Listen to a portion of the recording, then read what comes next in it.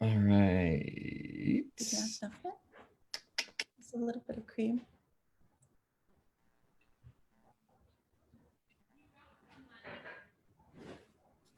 All right. I think we're live. Let me double check. Yeah, we're live. Jennifer, how We're are you? live.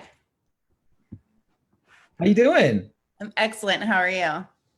I'm doing great. I'm doing great. Are you at least yesterday, did you enjoy some of that warmer weather? Oh my gosh. Yes, I loved it. Sat outside as much as I could, worked from outside. Yeah. My gosh, that was a nice little break. I think I even got a little sunburn. Ah, beautiful. Well, I thought you so looked handsome, more handsome. what's that? I thought you looked a little more handsome. Ah, man, flattery will get you anywhere, Jennifer. You're so kind. So sweet.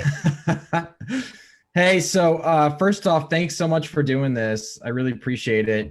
When I reached out uh, to you, I was like, well, first of all, you and your team, you and Lauren and your whole team really do just a phenomenal job on so many levels of just being authentic of who you are, but really just focusing on building out your realtor brand and your individual brand. And I just think that, man, that is just so critical, and so many agents can learn from that. And even when you spoke at our boss event, Build on Self Success event, that was just I think so many cool takeaways that you talked about. And I wanted to just re-engage that conversation with you and ask you some questions. So first off, thanks for doing this with me today. Yeah, I mean, that event was great. I had such phenomenal feedback afterwards, and it was really cool. So I thought it was awesome. Anything I can do to help, I'm here for it. Everyone has their own style. And I had emails from people, multiple emails, and they said, why? Like, if you don't mind me asking, why are you sharing this? Like, Yeah. that's your secret. That's your thing. And I was like, oh, I don't know. You do it your way, though. Like, you're not everyone's going to be like me. Not everyone's from New York City with an attitude and, extremely funny. So it's like you gotta kind of have your own spin on it. So yeah. That's an interesting point, and I love that you look at this as a way to, so many, if you find something, a secret sauce, so to speak, people keep it close to their heart, but you're kind of looking at it the opposite way and say, listen, I'll share this because first off, I think that a lot of people hear things and they think it's a good idea, but they don't act on it. Mm-hmm. And I think the biggest piece of this is putting action behind thought, and that's what you guys do really well. Is you put so much action around your brand, and you put yourselves out there. And I think that's the big differentiator around everything and everything we're going to talk about today. Yeah, I think my biggest thing is when I started in real estate, it was agents have a bad rap. When you tell people you're a real estate agent, they're like, oh, you're an attorney, car salesman, something. It was just a really kind of crappy reputation that we have. So if I can change that by being more authentic and not just being like, hey, come buy a house, everyone, like houses are great, then maybe it can change the way people's perception is on agents as well. And I like that. And I want to get into how that kind of molded your mentality to think about brand and real estate and being a realtor. First, Jennifer, just tell me, a little bit about you, yourself. Who is Jennifer Kessel-White? Okay, keeping the therapy bill out of it. Yes. No, I grew up in New York City. I moved here when I was 18 years old. I just turned 40. Happy birthday. I've started working when I was 13 years old, and have had a slew of jobs, just, different. Usually they were in the people business, whether it was serving, bartending. I was in the hospitality industry for 16 years. I managed restaurants and nightclubs, made great money, and had my first son and realized I was working every single weekend, multiple, 12-hour days. and every holiday. And so I did not want to, I didn't want to have my life like that, where I couldn't ever go to a soccer game on the weekend because I literally was working from 9 a.m. to 9 p.m. I mean, the money was great. Everything was fine. I was really good at it, but it just made me sad after having my kids. So at that point, I decided I needed to do something where I could create my own schedule. I'm not afraid to work. I'm extremely driven. I've grown up in a very middle-class family where I was not given anything. I never had, any luxuries. We always rented. My mom didn't buy a home until she was out here, after she moved out here.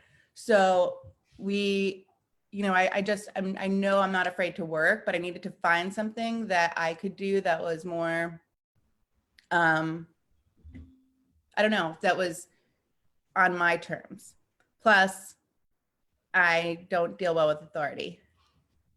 So no surprises there, but yeah, I really don't. So I needed to do something that I was my own boss as well. Well, I think that's your kind of entrepreneurship side too, kind of kicking in. Like you said, you don't really want to deal with authority, and that's really what it, as an entrepreneur at heart, I think you found your home with real estate, and a really strong move. I worked in the restaurant industry too, and it's a grind. It can be rewarding, but it's definitely a grind.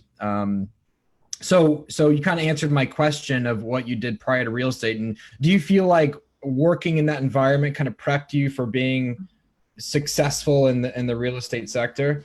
Yeah, that was huge for me because one of the best parts about my job was that I was able to talk to people. So I can basically, I can create conversations pretty easily with any individual. I'm interested in people. The quirkier you are, the better for me. I'm like, oh, you're a weird one. I love you.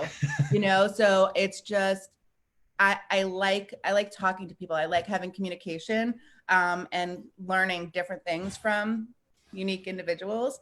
So that was my favorite part about my job. There would be hundreds of people in and out of a restaurant every day. So I got to just talk to them. Yeah. So that was something that was huge for me to take over in my career, was to find out like how I could be in a field where I can still communicate with others. So That's awesome. And that's a great prep. I mean, obviously being a real estate agent, being able to speak to so many different types of people is critical, right? It's absolutely critical. And I think that certainly prepped you for having success in that. How long have you been a real estate agent, Jen? got my license in September of 2017. Okay. So just over 2 years. In typical like scared fashion of starting a new career, I worked 4 jobs when I quit my last job because I was petrified not to make money. I was making 6 figures when I left. And I didn't feel comfortable with, I don't know, like just going into $0 commission. So at that point, I switched over and I went to do accounting for 2 restaurants. I worked a part-time sales job for a reservation program for restaurants. And I did like social media for 2 restaurants. So at that point, I didn't touch real estate for the first 3 months. I did nothing with it because I was like, I need to make money. I have kids. I got to keep going. Yeah. And then I took a class that Keller Williams offers called Bold. It's an intense training program, to say the least. And after I took that class, towards the end, I realized that, and it goes right back to at the same time I was reading Gary Keller's The One Thing. Yeah. And I realized that I was doing everything except for the one thing I wanted to do. So in December, right before Christmas, I quit all of my other jobs and decided January I was going all in on real estate. And by the end of January, I had 3 closings. So Wow. yeah, That's impressive. So really you've only been an active full-time agent for just a little over 2 years is what you're saying, right? yeah.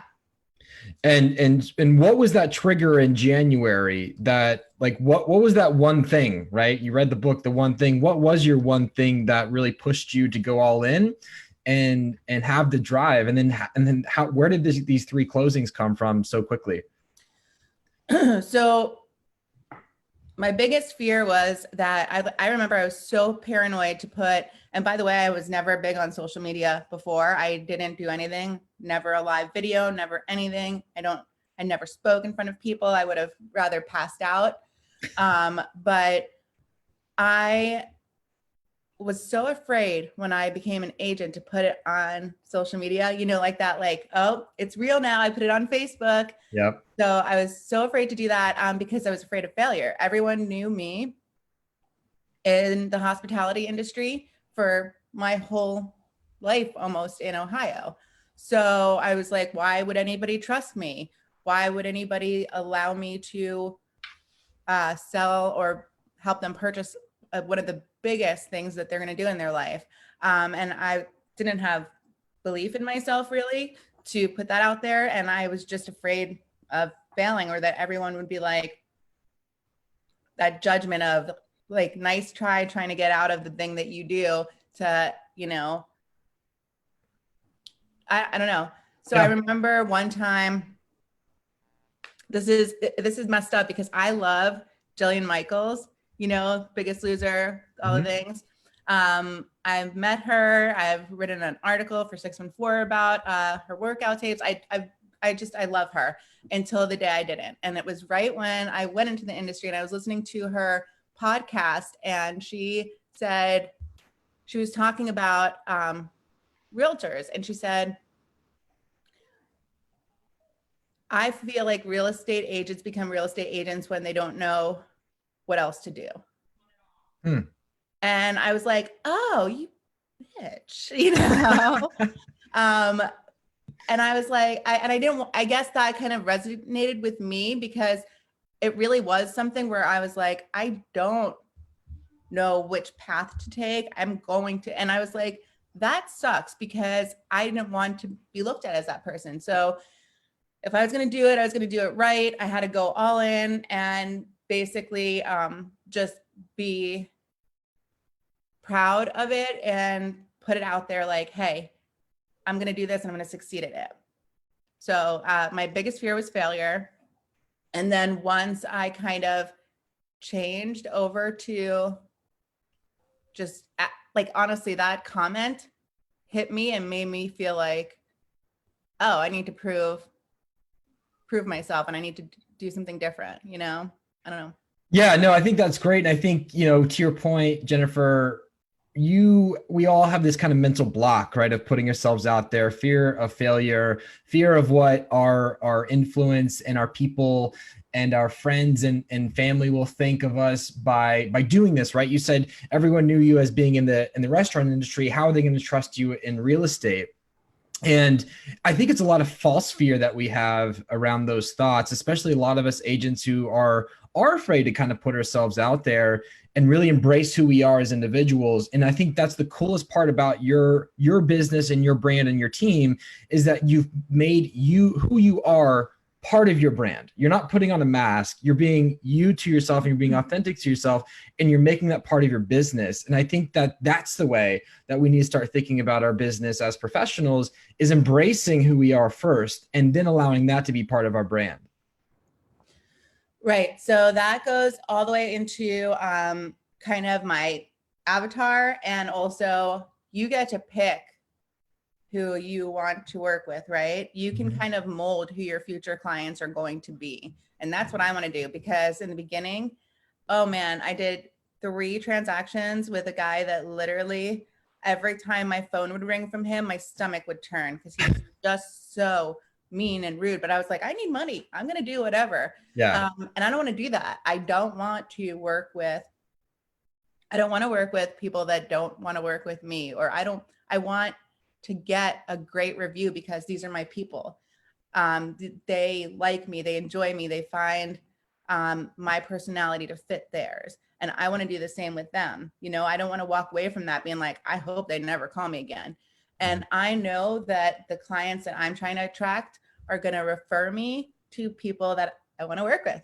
So, you know, I rang doorbells. I stood outside of Kroger. I stood outside of Zettler's Hardware and gave out like pamphlets about me trying to sell houses. I rang doorbells in the winter, which, side note, is the best time because everybody feels bad for you and they let you in. They're like, it's so cold, come in. But yeah, cold calls. And I hate being on the phone. I hate making phone calls. I'll do anything. I would talk to people to their face every day, all day. But picking up the phone for me, ooh, it just, I get like sweaty palms. So, but I did it all. And I just thought, like, how can I build a business where I get to work with people that are going to give me great reviews because they like my personality. They enjoyed, you know, our transaction together. So that's where like being true on social media resonated. And that's how I came up with like my avatar of who I post to. So that's interesting. So I want to get into your avatar because I think, to your point, you're attracting the type of clientele that you want to work with. And what you're saying is that you want to work with those types of people. If you're not right for them, they're not right for you, and you want to attract the type of person. So let's talk about building out that avatar, like you talked about. And I've heard you talk about this before. What does building out a brand avatar look like to you? What does that look like?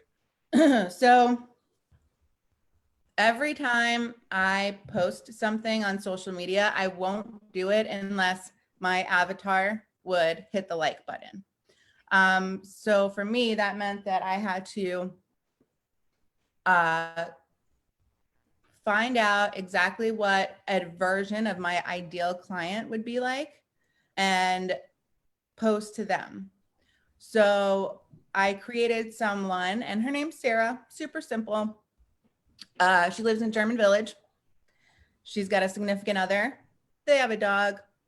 They are about to get married and they want to grow their family. So they're renting in German Village and they want to buy a house. It's their first home. And I'm here to help Sarah. And I want to gain her as a client.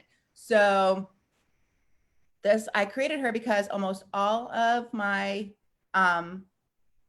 most of my clients are first-time home buyers. Like I'm investor heavy and first-time home buyer heavy.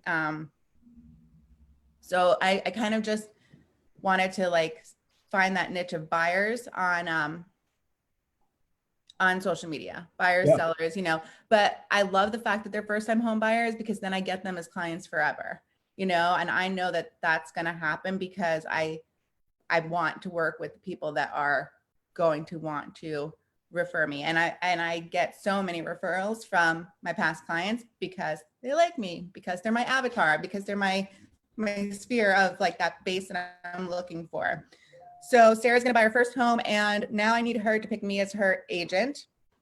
So every time I post to Sarah and she likes warm colors and even though she has a partner that she's buying with, she gets to make all the decisions because let's be honest here, girls rule, right? Right. But so I'm really working towards Sarah's perception of the fact that she wants to actually like pick me to be her agent and feel like she's winning at something, you know? Absolutely. So can I ask you a question on that really quick? Because I think that's first of all, I think that's brilliant, right? I think we should all be doing this, creating our own Sarahs. And for those watching, a brand avatar is a made up person that fits around your brand, your interests. And that's exactly what you've created, Jennifer, is this ideal client. Her name's Sarah. Like you said, she lives in German Village. She's got a dog. She's looking to get married. She's a renter. And what you're saying, Jennifer, is all the communication, all the content that you put out on social is targeted towards Sarah, your quintessential brand avatar. And if it's not towards Sarah, you're not putting it out, right? So you're basically creating your content for Sarah and Sarah only. Is that correct? Absolutely. Got it. Got it. And I think that we can all learn a lot from that of first of all, creating a brand avatar for our business. What does your ideal client look like? Right. Like, and that's how you're attracting so many of the like-minded people, is that you're just talking to Sarah, right? You're just talking to Sarah. And I think that that's absolutely brilliant. And so let me ask you a question off of that. How has building kind of like this niche realtor brand elevated your business and your real estate business? It's so cool because I love my clients. Like, I've literally become friends with them. It's not just transactional, it becomes relationship heavy, you know, and it's because I'm reaching out to people that I would be friends with. So I can, and I'm guaranteeing that like a relationship is built in this term. You know, I'm getting people that I want to hang out with and that I want to be around, and we enjoy seeing each other. So that's where, and then, like I said, because they're mostly first-time home buyers, boom, boom, boom, like we're getting them for the long term. Yeah, I think that's fantastic. And I think to that next point, Jennifer, social media content, that's how you're winning over these relationships. That's how you're staying in front of them. That's how you're elevating your voice of your brand. And obviously content is a big part of your brand. What is your strategy around your social media content? Is there a strategy? What are you trying to create with your content on social media? One of the harder things that I wish I did better was plan out my content, because I don't. And then all of a sudden it'll be 10 o'clock at night and I'm like, shit, I forgot to post. I've really tried to think about like, oh, let me plan for the week. But I feel like everything's so spur of the moment in real estate that you really need to, like, it can't always be planned. So I wish that I had my post planned, but I don't. I do follow a system of like, I'll look at my feed and it usually is like a personal picture, a quote, an interior shot, some kind of win. So those are my four that I kind of go between. And I try hard not to put like two personals next to each other, or, you know, it has to go on an alternating, so people know what to expect really. And when they see that, they're like, oh, yep, it's this day of the week and Jen's got a quote going on. So when you look at my feed, I always say you get, and I'm more Instagram heavy than anything else. Of course, I put everything on Facebook as well that I put there, but I really focus on new business from Instagram. And if you look at a feed and you click on someone's profile, you have 2 seconds before they decide if they're going to follow you or not. Literally 2 seconds, and that's it. And so they have to see and they get to see your first, like, I think it's 18 photos. It needs to look good. It needs to be cohesive. It needs to have a color scheme that somewhat represents your brand, and they have to like you. So that's kind of where I base all my posts off of as well. Yeah, and I was looking, if you and anybody watching, make sure you check out, first of all, your personal profile, your business page, the LKW home team, because I think it's interesting, and I want to get your thoughts around this, Jennifer. You obviously you use your personal profile to promote your business. You use your business. Which one are you referring to? Instagram's? Sorry, Facebook. I'm talking about Facebook right now. Okay. Yeah. Your Facebook personal profile and your Facebook business page. Your personal profile, you're obviously you're promoting yourself as a real estate agent. And I think that is so important, because so many agents I see out there, they separate their business page and their personal profile. Your personal profile is your brand and it's your business, right? And so that's what we need to be promoting. I want to get your thoughts around that and how important utilizing your personal profile and your business page to really showcase, you know, your business as a real estate agent. Lauren, what's our sphere, like the percentage that we work with our sphere of? Over 70%. Yeah. So over 70% of our business comes from our sphere. And it's all from they reach out to us literally on social media. I've met referrals on Instagram from all over the country, other agents that follow my profile, and then we exchange business with each other. But yeah, 100%, it is exactly where we get 70% of our business from. And it's all Facebook messages, DMs like, hey, by the way, I have a question. We did one of the best things I think recently that happened, not best, but like cool, is we did a video on the steps we're taking for COVID-19 in order to show houses and list homes. And we got connected with someone who was like, hey, I want to sell our house. I didn't know exactly if the time was right, but I watched your video, and we did a virtual listing appointment, and it was great. So that's really cool. And it was just from a Facebook video, you know? Yeah. And I think to your point, that's so important that we're utilizing our personal profile to tell our story, to attract our Sarah, our avatar, to have consistency in our content and our brand. I think, again, utilizing both our business page and our profile like you're doing, and then obviously on Instagram as well, the multi-channel approach. Let me ask you this, obviously there's tools out there that will help us kind of bring those manifestations of a brand together, right? Our logos, our colors. What tools do you guys use that you'd be comfortable sharing that help you kind of keep your brand consistency in line around those brand pillars? So to create some of our videos, we either use iMovie or Majesto for the video maker. Majesto is super easy. And iMovie, you get to kind of make it a little bit more original.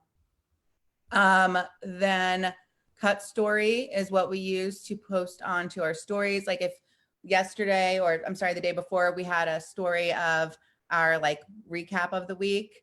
But Cut Story puts them in 15-second increments, so they can be used for both Instagram and Facebook. So that's big for us because on Instagram, I kind of pulled away from IGTV, and I don't think it was really doing anything personally for me. So I put everything on my stories instead.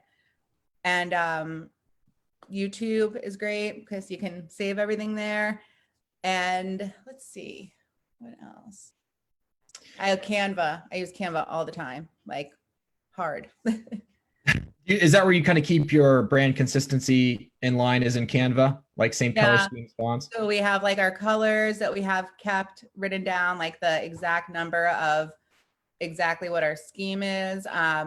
Our website that took, gosh, like 6 months to create. It was a beast. But our website we got it to the point where it was exactly what I wanted it to be. And so we follow all those color schemes into our social posts now. Awesome.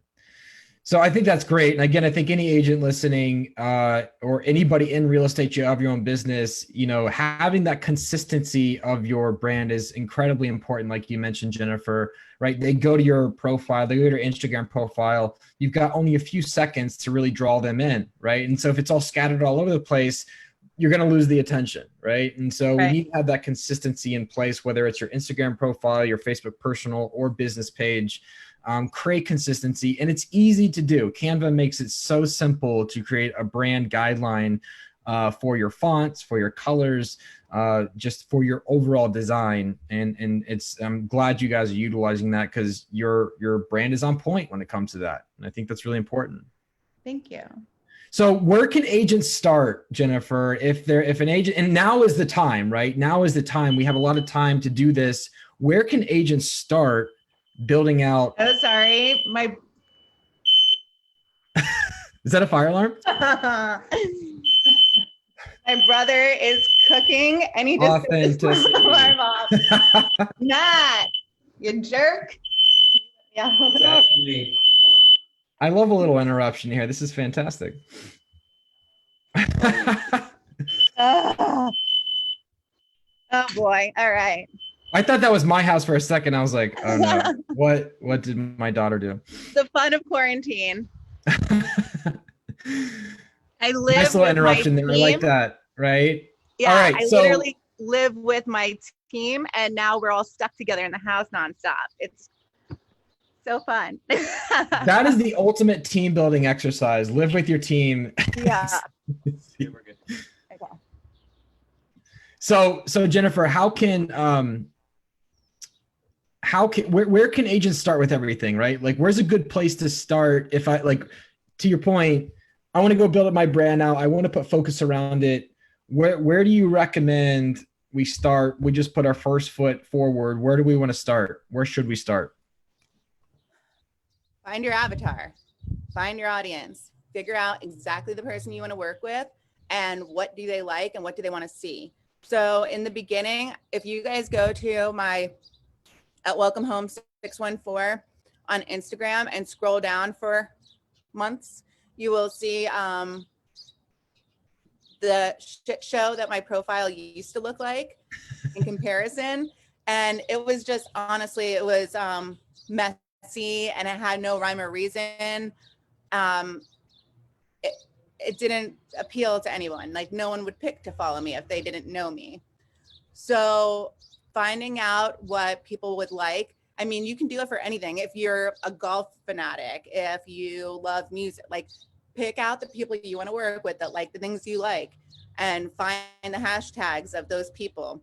You know, just kind of going out and figuring out, like, even I'll just go back to golf, which, by the way, I have no idea how to play and I absolutely hate. So please don't think I'm a professional here. But if you wanted to work with people that loved the sport that you loved and find them in Columbus, you would post things about golf and keep that same consistency and find out the hashtags that Columbus golfers follow, and follow those hashtags and utilize them every single time. So we get between 700 to 1,000 views from hashtags on a post. Oh. And that took, like, I went through, like 7 different rounds of hashtags to kind of find out the ones that I thought were working best. And I still update them regularly, but kind of just going through and getting hits of people that just because they follow as seen in Columbus have now been welcome to my page. How many hashtags do you use on Instagram per post? 25 or 30. I can't remember. It's one of the two. And you're getting a lot of views just based off of those hashtags and you're creating those hashtags to that ideal avatar, correct? Absolutely. So again, because of the people I was looking for, like, one of the things that I did, and I love this group of girls, was going to events by myself, like social kind of, one of the ones I went to was just a co-working space for females, and they were having like a social networking night. And I remember there was a group of like 7 girls standing around, super awkward, right? Because the whole point of it was like, you should go there not knowing anybody. So I'm like, so, hey, what's your Instagram name? That's literally like my pickup line for people. And so we all started talking about it. And I'm like, oh my gosh, I follow you, we follow, whatever. And then we created like a monthly meetup, and it's 6 other girls. They're influencers in the community. They have profiles that are large, and we have like a monthly meetup. We didn't know each other before, and now have become really good friends just through a little like Instagram social networking night, if you will. That's awesome. That's so cool. How much of your business would you say comes from your social media presence? We keep track of it. So we're at 70% between Sphere and social media, and that doesn't include referrals from that. 70% is social and Sphere? Yeah. Wow, that's awesome. That's really cool. That shows that just the importance of keeping that consistency and putting yourself out there. And I'm glad you're getting back inside because it's freezing out there. Ooh, buddy.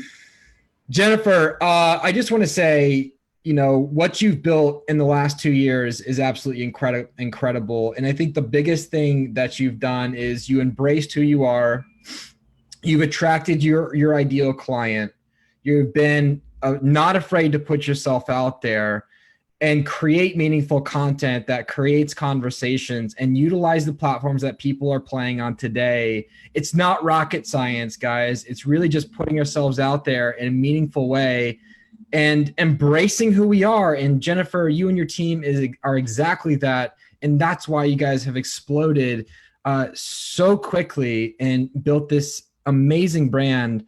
I think we can all learn so much from you and your business. And I appreciate you sharing your secrets with other agents, because I think that's very empowering. Is there anything that you would kind of leave with for anybody watching or looking again to build their brand? Is there anything you'd like to leave with as a comment or suggestion?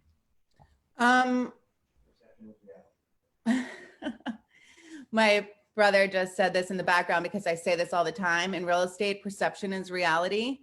It doesn't matter in whatever format you are looking at it, but it really is. Perception is reality for others. And that's exactly how they're going to be looking at you, at your brand, what kind of person you are, if they want to work with you or not.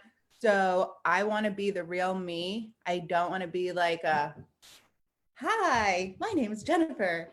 Welcome to the house. It's just not who I am. So being true to yourself is creating your brand. It doesn't matter who you are. There's going to be people that find value and want to be around you. So you can say like, oh, but I'm lame and all I do is whatever. I don't know what you would define as lame.